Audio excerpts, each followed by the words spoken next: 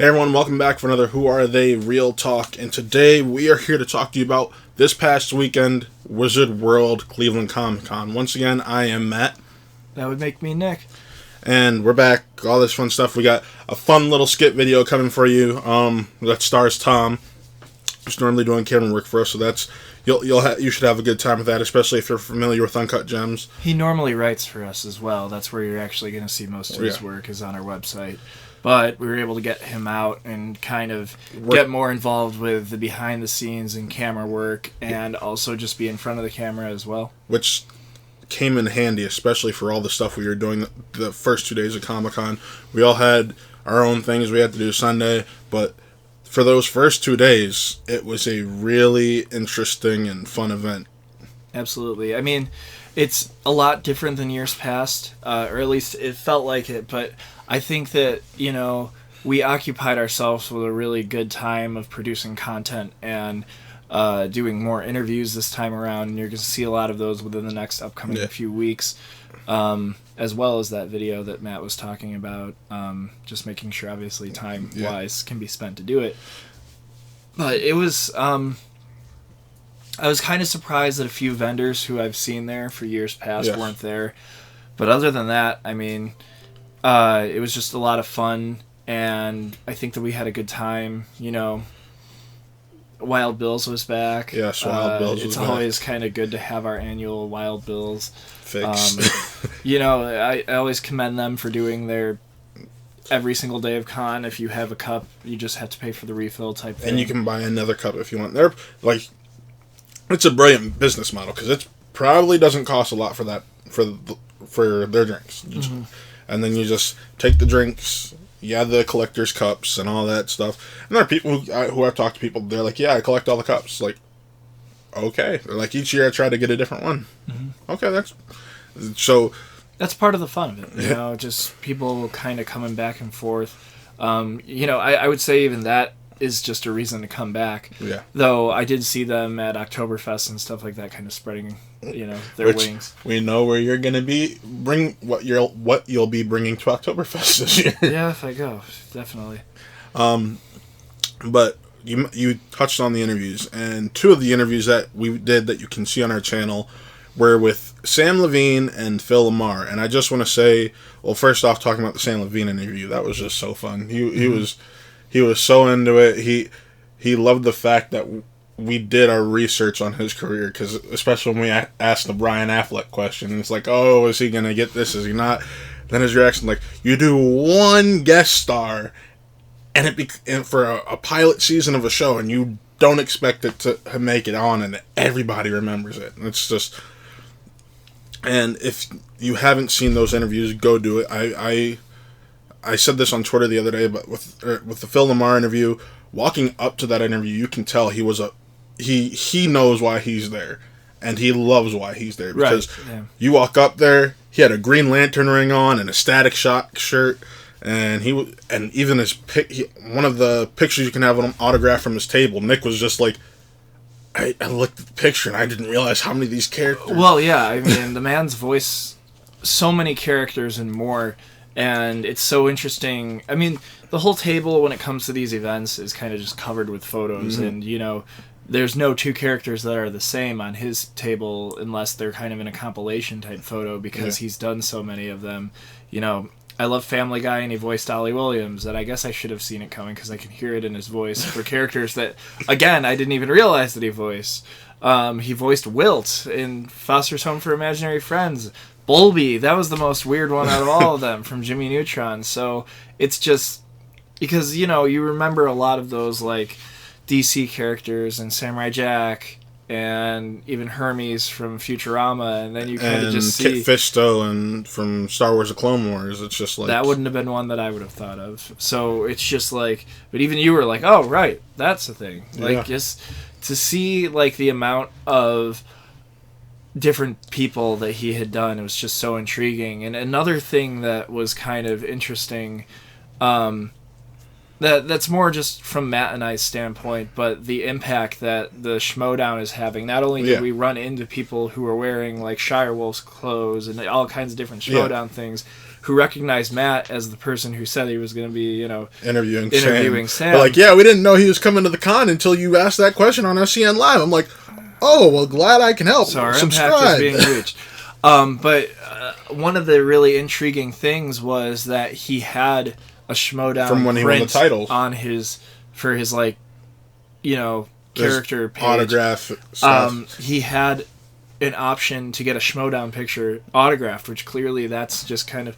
He knows who's coming to these events. It's reaching new levels, and I'm just kind of happy to not steer away from what we've been talking about, but mention that. As far as, you know, the event itself, a lot of people dressed up, and it was really great to see. You know, Saturday was obviously the big crowd day. Yes. Lots of great panels. They let the film commission speak, which just means a lot to me, about different projects and why it's so important. To get the tax raised, and you'll be able to catch that. We'll say the full panel. There's one part we're talking to the film commission, see if they want us to edit out or not. But yeah, that full panel and the Emily Swallow full panel, we got those. And speaking of Emily Swallow, one of the cool things I got to experience this weekend, it was before you were able to make it up on Saturday, was her getting inducted into the Cleveland members of the 501st Mando Mercs and Rebel Legion. And you could see how excited she was. And I went up during the panel and asked her a question about what it was like. And before I could even finish the question, she just was gushing about it. So that was really cool. A couple of the interviews we did do outside of the Sam Levine and Phil Lamar ones, we got to interview Night Mage. We interviewed Joe Caroni, who's an artist. Night Mage is a cosplayer. We interviewed Tyler Muniz of the Mandalorian Mercs, he's a newer member. So that on top of, especially on my, I did go all 3 days. That third day I kind of enjoyed myself more than anything. But that third day, bringing my little cousin and seeing the smile on his face when he saw like Captain Phasma and the Baby Yoda on their table and everything, that was cool. And then Arsenal props and weapons and all of them. We got to there. He started getting into Harry Potter recently, and he saw the wands, and he just started getting so excited, and he needed one of those. He's 5 years old, and he's starting to get into collecting Funkos and everything. So just always the Funkos are there. They're gonna be there. They're probably one of the biggest draws, especially for people like our brothers who just spent Lord knows how much on some of them. Yeah. But I mean, and I will touch on this a little bit. And it's kind of stealing one of Matt's points of that we had mentioned and we had discussed. But, you know, it's just something to say that is kind of surprising at these events. And I don't know if it's just a lack thereof. You know, I'm sure that other Wizard Worlds have more of this. Yeah. But the surprising lack of comics at our event was kind of odd. And I don't know if it was because we have less and less comic shops around here, or there's less touring with them. You know, I would imagine that like other Wizard Worlds, like Chicago and all that, they have more comic book related stuff. But I was just kind of surprised that at ours there wasn't. And not to steal your thunder when it comes to that. Yeah, because that was a comment I made while we were walking around. I was like, "Yo, where are the comics?" Because I do some comics. I was looking for the Rise of Kylo Ren series that's going on. I have issue 2. I'm trying to get my hands on the other 2 that dropped recently. But that's one of my things. I was lucky enough to where I was able to get the Rise of Resistance issues that I was missing. So that was nice. And I did buy some of Joe's artwork because of that. But as a collector, it's downstairs currently, but my retro figures from the Star Wars collection where they're re-releasing the 70s 80s original figures from that series of movies. I was able to get a Han Solo that I found impossible to find in stores, and I paid double what it was. Yeah, but when it comes to something a year later you're finding again, sometimes you got to pay that price. I've had instances of that in past Wizard Worlds where like I'm a big Martian Manhunter fan, and I found the pop figure for that, and not only I was lucky enough to have found it, because they did have it at bit larger prices, but I was lucky enough to have found it at a face value price at one of the booths. This year I had picked up a metallic Blue Ranger bookmark type print, as well as a Rorschach print. And, you know, it's always... What I find to be so intriguing is finding artwork for the things that I am interested in myself. Right. Last year, the watercolor Daft Punk artwork, you know, people doing mashup artwork prints like and we had ran into the person who had done it last year at this con and talked to him for a little bit, but it was a mashup of Bert and Ernie as Jules and Vincent from Pulp Fiction, and it's just I love that aspect of the convention, of walking away with something to not only remember it by in the videos, but also something to hang on the wall to be like, hey, I got this at this convention, this at this Wizard World, this at this Wizard World. It's just it's always something that I love, and you know, it's not that expensive of a hobby, I guess to say. But it's a way to also help support some of these independent artists. And that's always the best part to me is, you know, there's always an impact that meeting a person that you admire. You know, that's something that I take away from our interview was like, you know, when Sam was like, oh, great, you know, did my mother...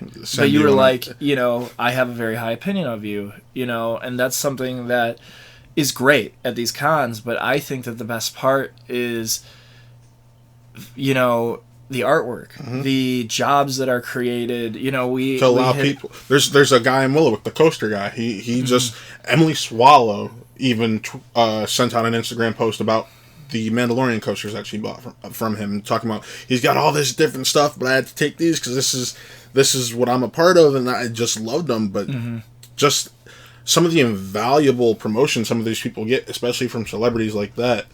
Well, I mean, you know, for us, Matt had wanted to interview Night Mage last year, and we just didn't get a chance to. And to have interviewed him this year, and spoilers to the interview, please check it out and support it.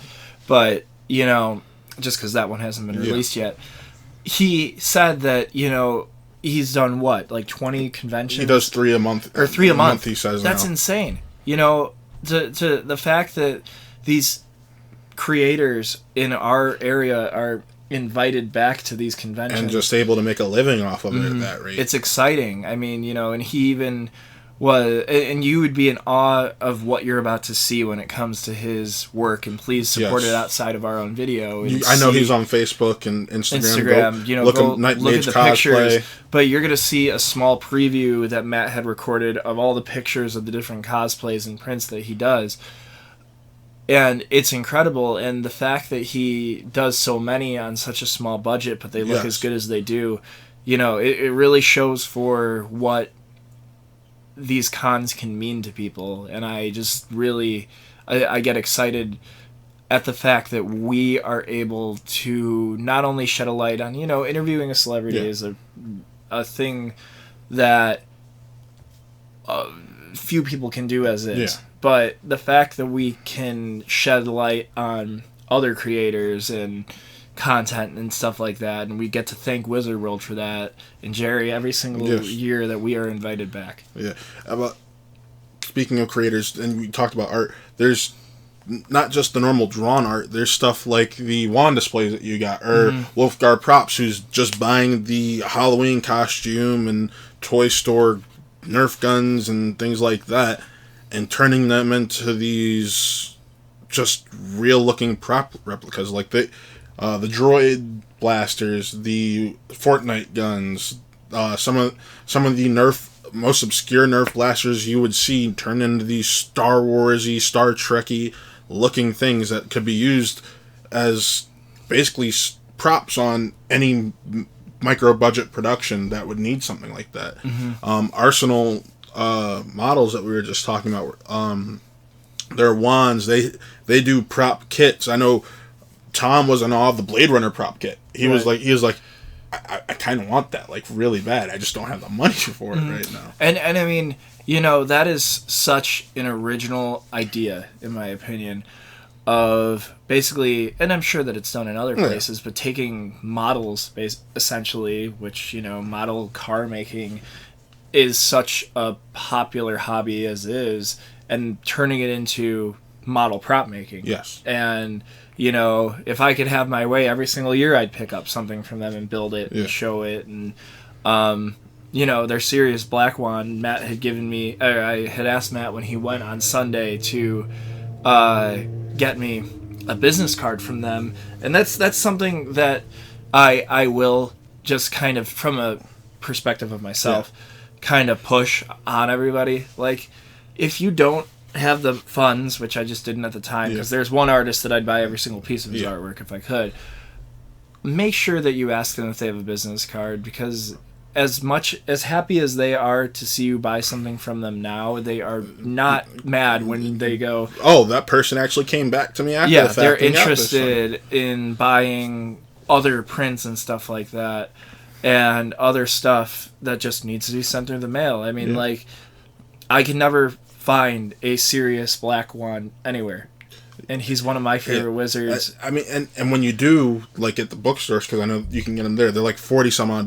These people who are doing these prop replicas and things like that provide stuff you want at a much more affordable price, normally about half the price. Right. And, like, I have my collection of wands over there from Noble Collection and Universal Studios and all that, but anytime I go to one of these cons and it's a wand that I know I want and I don't have it, I normally try to pick one up. My godson, like I said, he wanted he saw the Hermione wand and he's like, I have to have that. I want that. That's the one thing I want from this convention.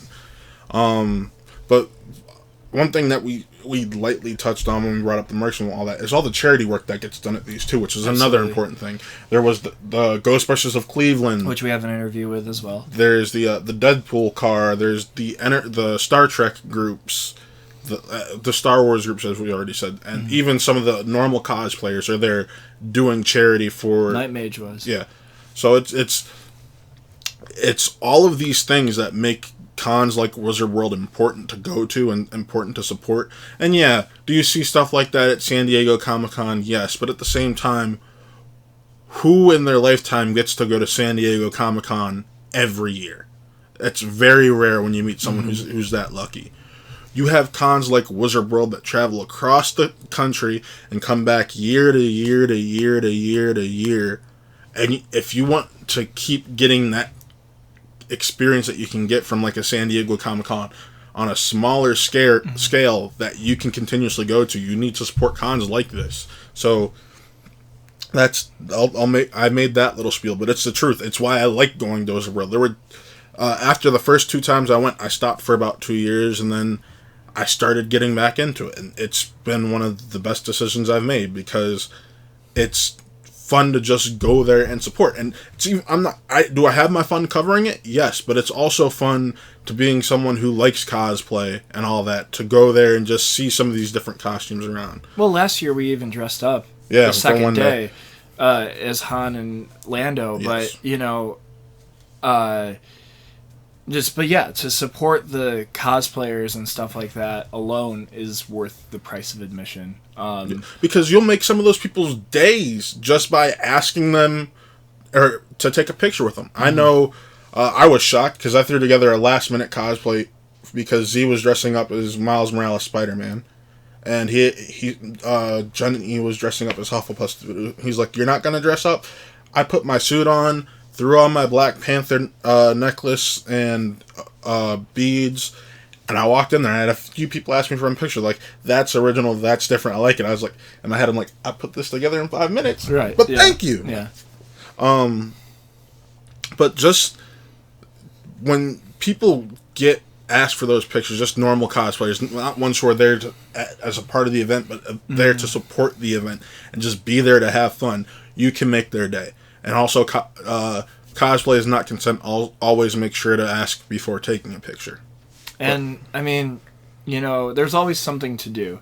There's something for kids. There's something for adults. If you're interested in a certain property, they have video gaming. They have karaoke. They have a center stage where bands play all day long, and or trivia's done there, and events and stuff like that.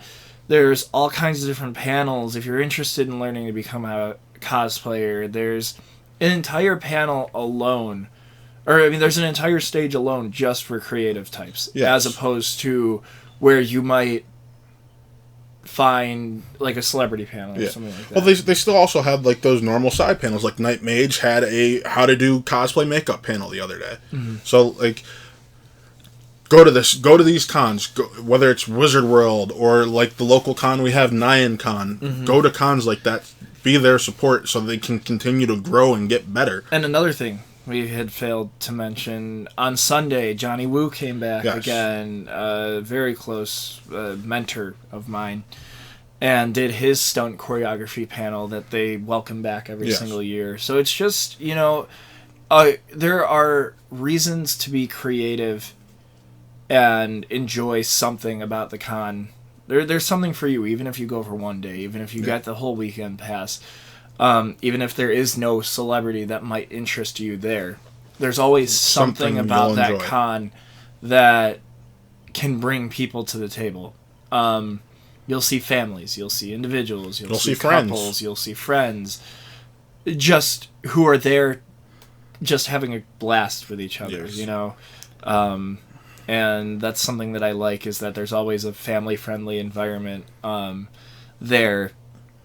So you can bring your kids and introduce them to something that you love, right, as a kid. And there's always a material side of it, of buying. Hey, there's Funkos, but even when you're buying from a booth like that, you're supporting a comic shop or a local business of some sort. Yeah, it's not like Funko is there and having a booth. It's people who are working hard and working for a living to support a family or support themselves, who are there to sell. And you're going to find something there that you're going to be like, holy crap, where did you get this from? And that's where I came into play for that Martian Manhunter pop figure. Was I found something that I've wanted for forever that I never got around to buying, and I had the convenience of buying it at, like I said, face value at Wizard World. Then you have my brother who spent $50 on the Chester Cheetah pop figure. That was a Funko Shop exclusive that was sold out in like an hour. But to that point, you have something he was looking for. There's always going to be something you're looking for if you're a collector of Funko at those cons, more or less. Maybe they won't have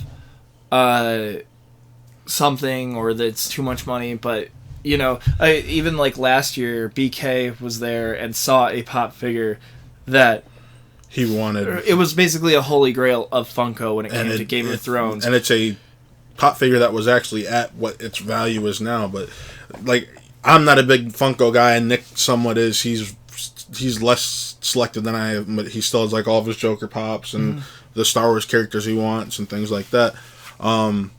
Where Brian, our buddy Brian, got hundreds of Funkos, and it was this Ned Stark pop figure that he wanted so bad, and it was $10,000. He's like, that's worth it. He's like, because of how hard it is to find. There's only so many of those in the world.